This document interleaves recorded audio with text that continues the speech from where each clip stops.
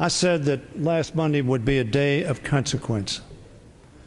It was a day of consequence.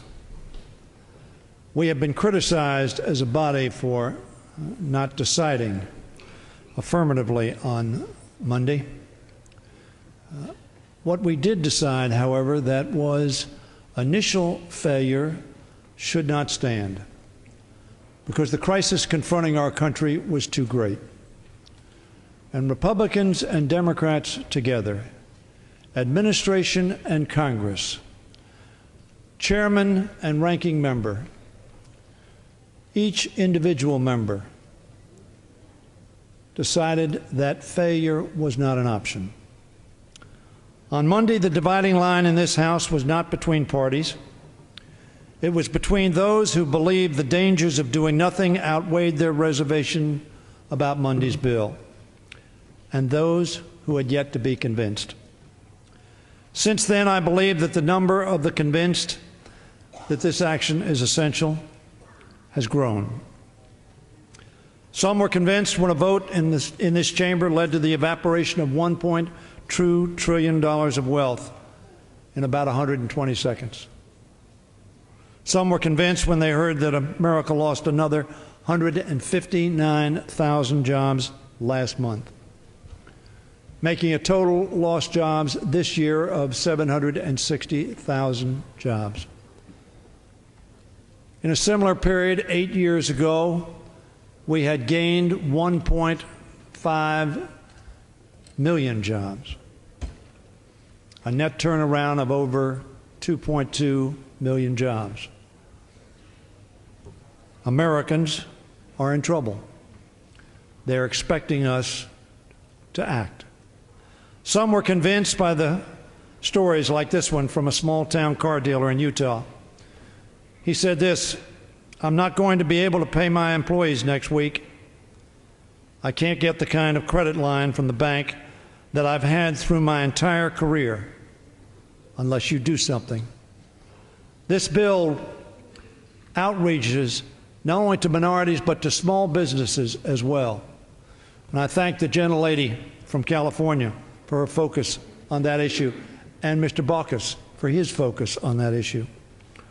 What happens on Wall Street is bound up with the jobs of millions on Main Street and the retirement of millions on Main Street and the homes of millions in hometown America and dreams of millions of our fellow Americans. And if disaster strikes those few square miles in Manhattan, it will surely spread until every one of those jobs and retirements and homes and dreams are put at great risk. This week I've heard from the Prime Minister of Australia and Japan, who are telling us that their people are bracing themselves, worried that America will not rise to the occasions. I am proud to be a member of this House, and when challenged, I believe this House rises to its responsibilities, and I believe it will do so today. We sing the praises of American leadership, and today I think we will deserve that praise.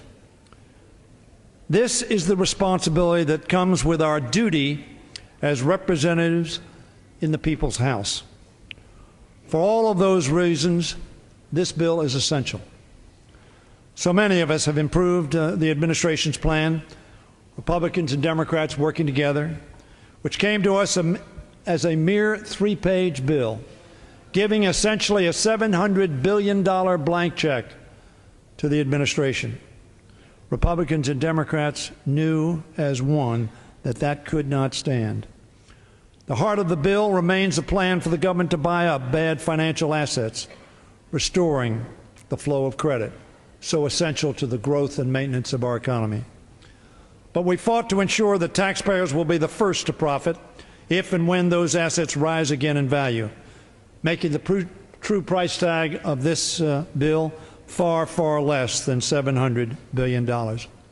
In fact, Warren Buffett, one of the most successful investors in the history of America, has said this, and I quote, "If they do it right, if they do it right, he said, and I think they'll do it reasonably right.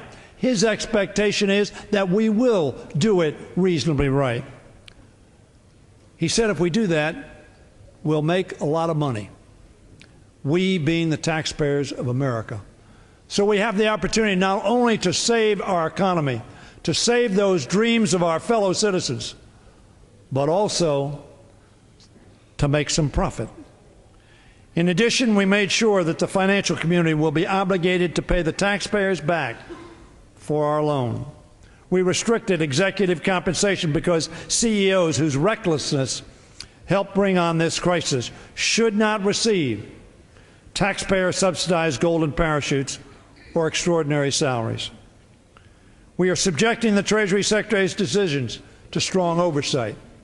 Republicans and Democrats together agreed that that should be done. Finally, we will help homeowners renegotiate their mortgages to prevent a further flood of 2 million projected foreclosures.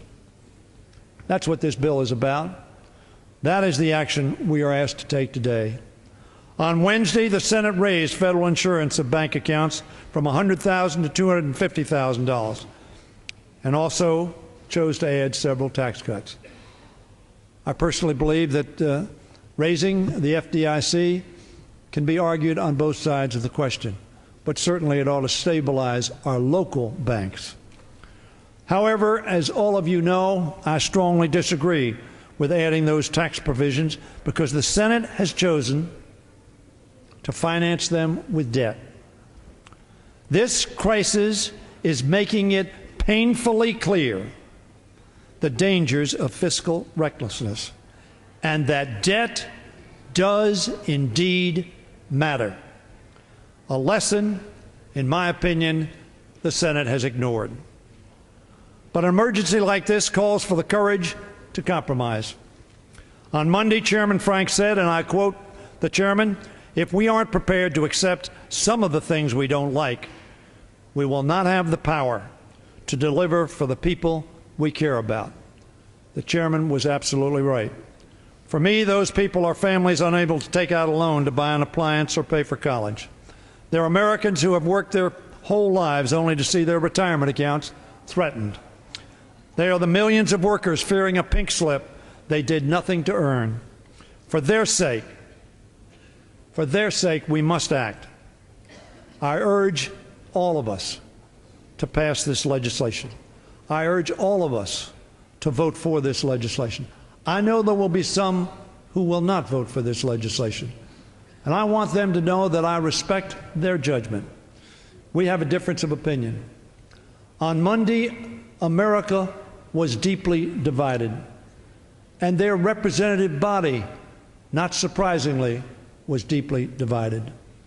In the last 4 days, Americans in small towns, on farms, in urban areas and suburban areas have reflected upon the consequences of inaction.